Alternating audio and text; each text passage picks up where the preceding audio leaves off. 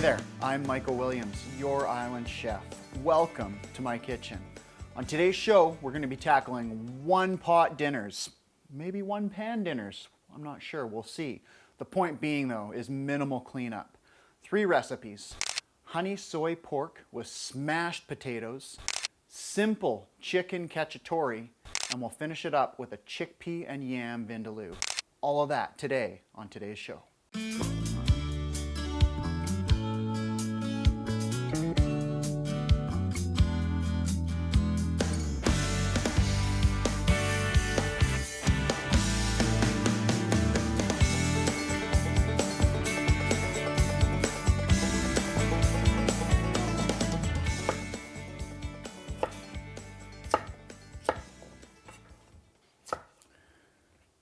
So this recipe and everything we're gonna do today, it's all about quick and simple.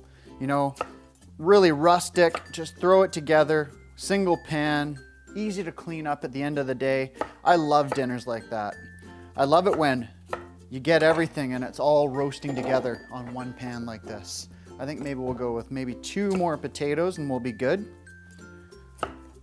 So that's our first step. Yeah, looks like we'll need 1 more. And you can see I'm just quartering that and then roughly chopping it into chunks. There we go.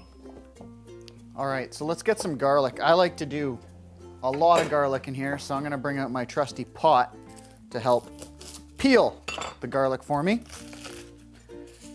Smash it. Separate. Right? And lots of our garlic is already peeled for us.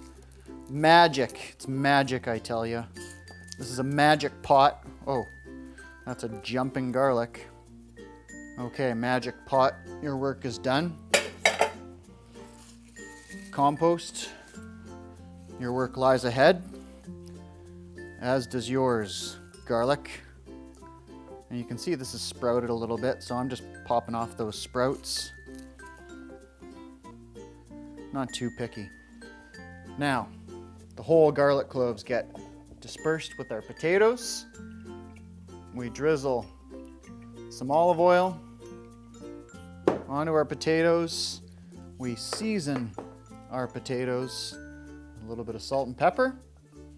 And that stage is done. There. So now we've got this beautiful bed for which our pork shoulder will roast on. So let's get into the pork shoulder. I'm just gonna cut this package open while keeping my hands clean. And I'm gonna get this into the mixing bowl.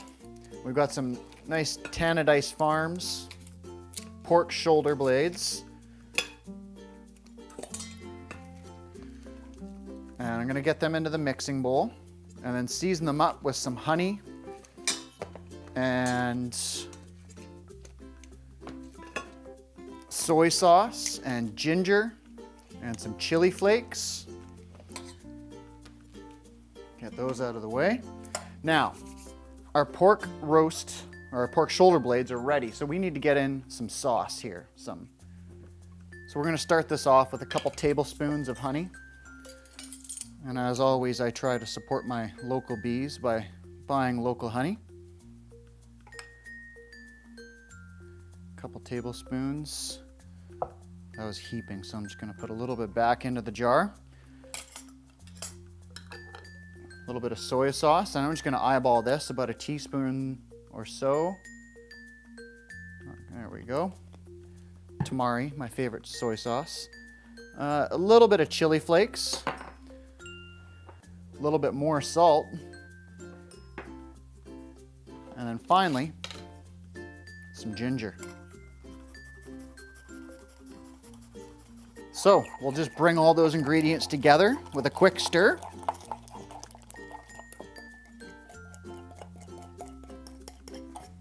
Try to get every last delicious drop out of there.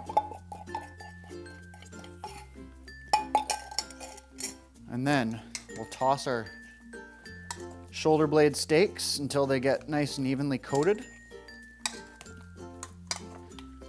Wow, those are looking great. Nice and evenly coated now. So what I'm gonna do is just place that steak right on top of the potatoes. Look at that. Right? How easy is this so far? Okay. Tidy up a little bit.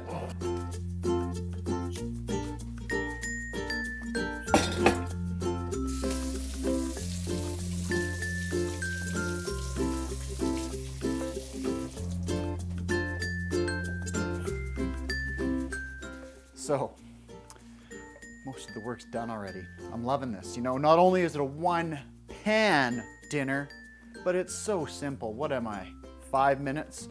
You know, obviously I'm a little quicker than some with all my experience, but for you, even 10 minutes, 10-minute meal. Here we go. This is ready to go in the oven. First though, just before it goes in the oven, I just need to put a little bit of water in here. Keep those potatoes nice and moist. Okay, and then this is now ready to go into the oven. Okay, so I've got one that has cooked and cooled right here. Okay, how did I do that? Well, 375 degrees for 50 minutes. That's about it.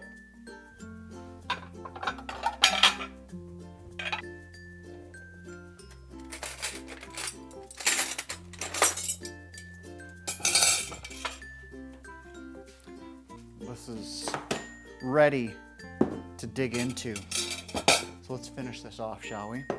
We've got our beautiful roasts ready. Roast shoulder. Okay.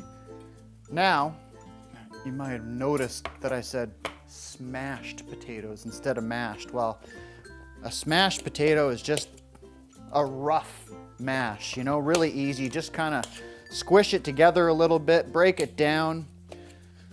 Okay, make sure you get some of that garlic mixed in there.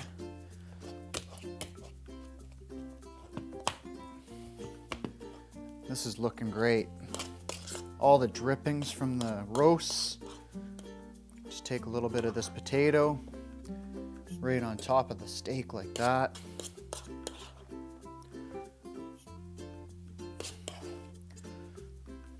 Perfect.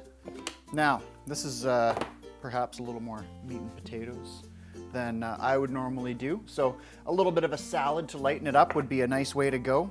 I'm just gonna finish this dish off with a little bit of chopped oregano for some color and freshness. And then I'm gonna give it a taste.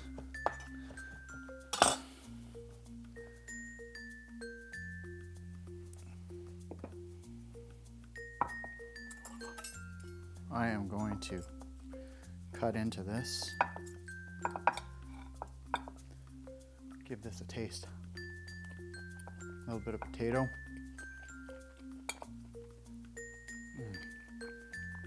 So simple, but so good. Honey soy pork with smashed potatoes is a winner in my books. That's one recipe down. Next up, simple chicken cacciatore. All right, let's get into some easy chicken cacciatore. All right, we're gonna start off with some chicken thighs, bone-in, skin-on chicken thighs. Gonna season them with some salt, pepper, and coriander, okay? Get that mixed around, and then add some flour into the mix, and then we're gonna hit it into the pan right away. We're gonna get that cooking process started. We'll do some other veggie chopping and such after we get the chicken going.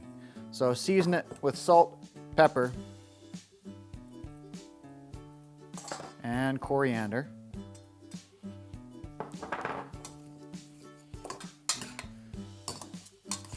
Okay, and then add just about a tablespoon or so of flour. And then mix that all around. And then we'll be ready to get into the pan.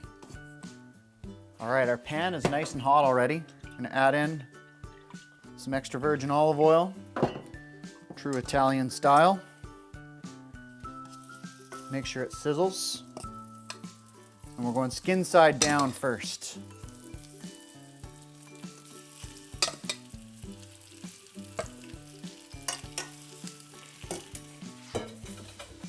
All right, so chicken's on the go.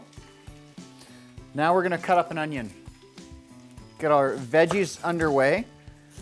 Need an onion, some sliced garlic, a little bit of diced butternut squash is going to be a unique addition to this cacciatore.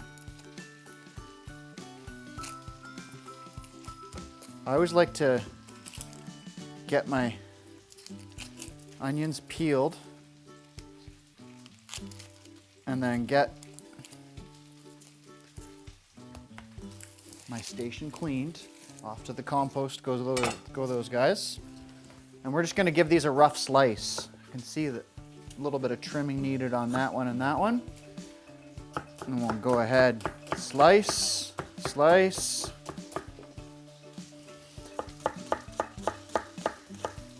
Nice and rustic.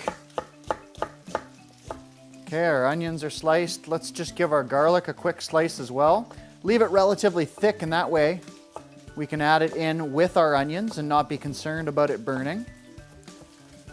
Okay, right now I'm just going to give the chicken a flip. All right. Nicely browned. Have it brown on both sides. Then once we're ready, we're going to pull that chicken out of the pan and add our veggies in. We'll put the chicken back in afterwards. Okay, so we'll give this basil a quick slice. Everything's rough and rustic with this. Set that aside. Set it all aside. Keep the basil separate from everything else though. And then we'll get into our squash. So how I do my squash is I cut the bottom and the top, and then it's time to peel.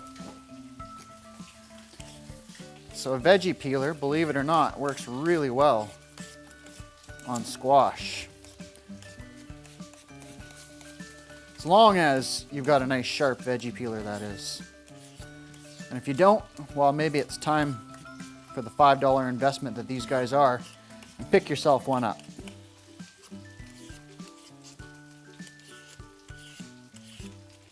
I find with the veggie peeler, a lot of times people use a knife instead of a veggie peeler when they're doing their squash, and you lose a lot more flesh that way. But with the veggie peeler, you just take off as much as you need, and then you're good to go. Make sure you didn't miss any. Compost away. And then what we'll do is we'll just cut this in half. Actually, what I often do with squash is I separate it into its two different sections, right? All the seeds and everything in here, and this is all flesh. And I think we'll just go with the flesh half for now, and it'll probably be enough. Cut it like so. And then line up your cut pieces and put your second cut on them, and you get some nice rustic chunks.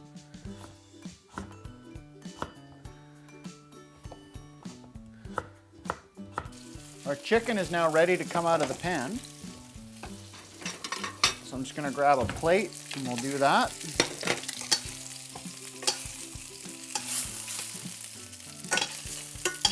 And our onions and garlic are ready to go in. Set that there.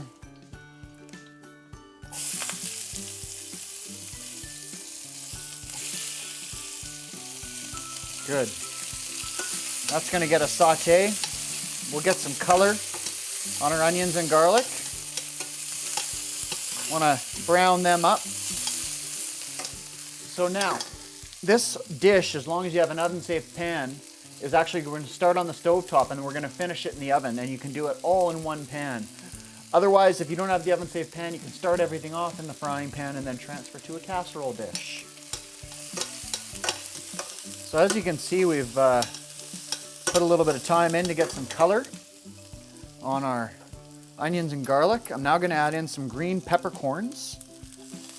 Now these have a bit of a bite to them, so less is more if you don't like spice.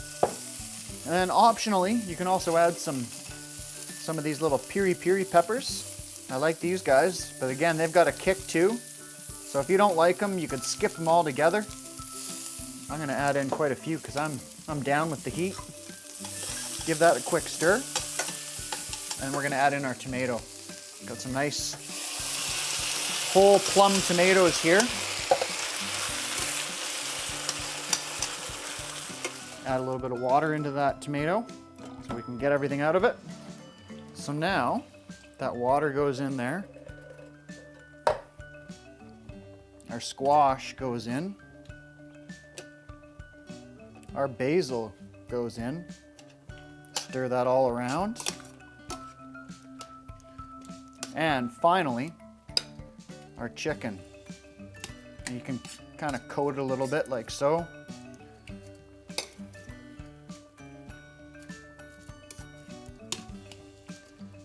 You want to get it nestled down right into that liquid though, for sure.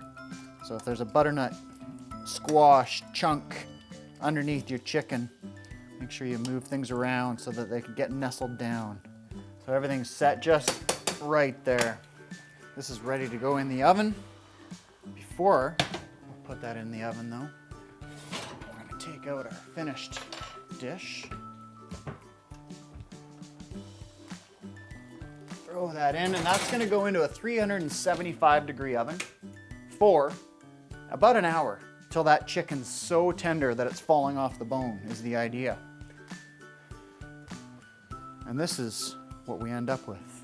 So since I didn't have two of those beautiful stainless steel pans, the first batch here I made in the casserole dish, just like I said. Everything got transferred into the casserole dish, the chicken nestled on top. You can see how beautiful that looks. Time to get some dishes and give this a try. Because you know what? This looks fantastic.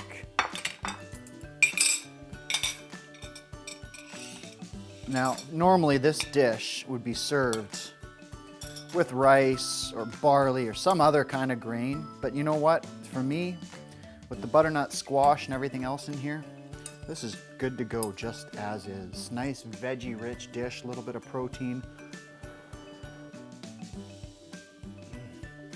Wow, just popping with flavor. So much flavor. That's easy chicken cacciatore. Coming up next, chickpea yam vindaloo. Here we go on our last one pot meal. We've done some one pot, we've done some one pan, now we're going back to one pot for the vindaloo, okay? So vindaloo, by the way, is normally a meat dish. Most commonly, probably always in India, a meat dish. But you know what? I figured why not use this delicious vindaloo paste that we've got back there and just make it a vegetarian version. So we're gonna go with some chickpeas, yams. We're gonna get started with some red onion and chop that up right now. And I'm just gonna dice this. This is quite a large red onion, as you can see. I'm just gonna roughly dice this up and we'll get that sauteing in our pot. And once we get a little bit of sweat on, we'll add in our vindaloo paste. All right, so big guys here, we're gonna put a large dice on them. And I don't think I'm gonna need all of this because again, that's a big onion. But I think I'll take a little bit more. Maybe we'll just go with about half of this.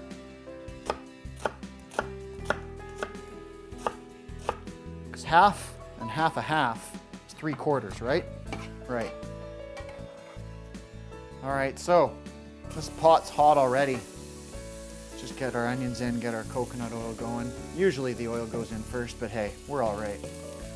Get the rest of those onions.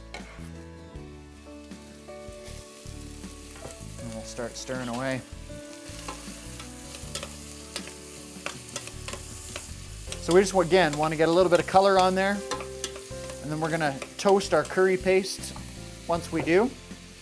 And then we'll add in our tomatoes and chickpeas and go from there. All right, so while those are cooking away, we're gonna work on our yams. Just get this peeled up.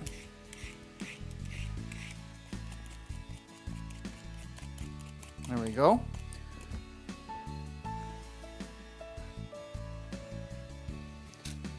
Okay, and now we're just gonna cube our yams. Now here we've got a roly-poly vegetable. Not a big fan of that, so I'm gonna cut it in half and then work from the cut side. Get myself some stability before I continue.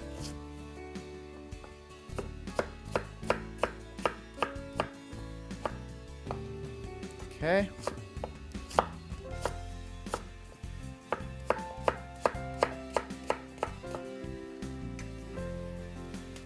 All right, so just give this a stir. Let it go for a little bit longer. Have a nice sweat on our red onions. Now comes the curry paste. So we're gonna be quite liberal with this. Put in about a 1/4 cup or so. That is a couple tablespoons, that's a couple tablespoons. So we'll go there. And what we wanna do is just toast that spice on. Wow, that flavor, that smell just pops right out. Incredible, incredible smell. Very pungent and rich, of course, as are the flavors of Indian cooking. And we just want to get a little bit of heat on that paste. Fry that paste a little bit before we add our tomatoes, okay? So ideally I would give it a little bit longer, but we're going to add the tomatoes now. I don't think we'll quite need all of these guys.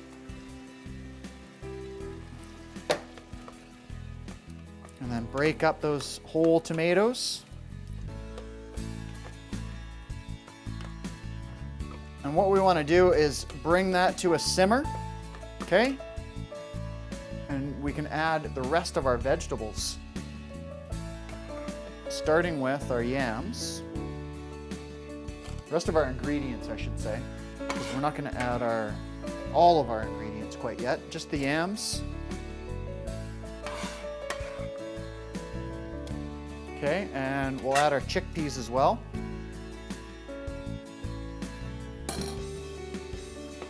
Give this a good stir, get everything into the liquid so it can simmer. We want to cook those yams, soften up those chickpeas a little bit as well.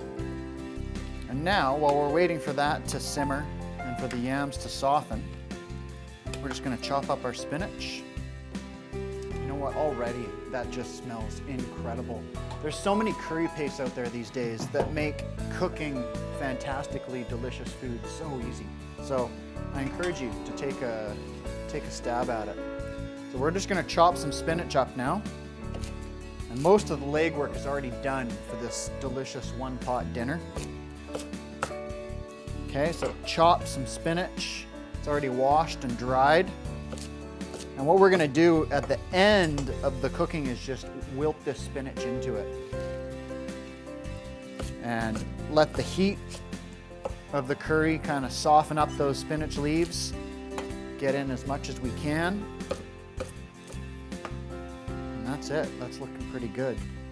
Now, just like our last dish, normally this would probably be served with rice, but you know what, it's fantastic just the way it is too. You can eat it kind of like a soup. That's how I go. Sometimes I go with the rice too. All right, let's finish this off, shall we? So you can see we've concentrated down nicely. Everything's softened up. Now, as an option, you can add some coconut milk just to give it some creaminess, mellow out that spiciness a little bit. Okay. Really like adding coconut milk to curries. And then we're just gonna pop our spinach in and let it wilt away. Push that into the hot curry, and the residual heat is enough to do the trick. Fold that in there, get a little bit more in. Beauty. So now, our spinach is softened up already. This smells fantastic. It's got a little bit of creaminess with that coconut milk. I'm just going to give it a taste and see how it is.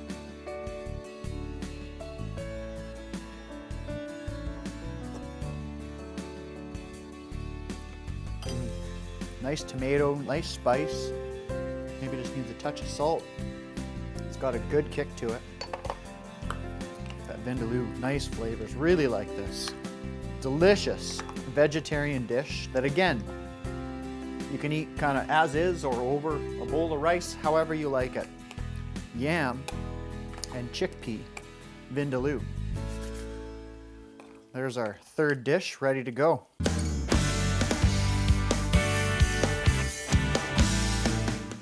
So there we go. We just banged off 3 delicious one-pot meals. There might have been 1 pan in there. Started off with the honey soy roast pork. Then we moved on to an easy chicken cacciatore with some squash. What is that? Squashatori? And then finally, we wrapped it up with a chickpea and yam vindaloo. This is actually going to be dinner tonight. Got guests on the way. So all 3 of those recipes, you can catch them on countrygrocer.com. They're all there, along with hundreds of others. Thanks for being with us, and see you next time.